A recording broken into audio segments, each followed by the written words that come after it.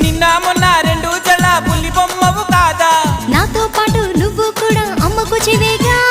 బయట వేసి వెయ్యంగానే వయ్యారం ఎందుకే భామ కొంటి చూపులు ఎక్కువాయి విసమొచ్చినందుక నడుము చిక్కెనే నడక మారెనే ఇంత లోపల ఏమి జరిగనే మొదటిసారిగా ఆడపిల్లను చూసినట్టుగా మైకం నీకు తమలపాకు మమ్మల్ని సొక్కు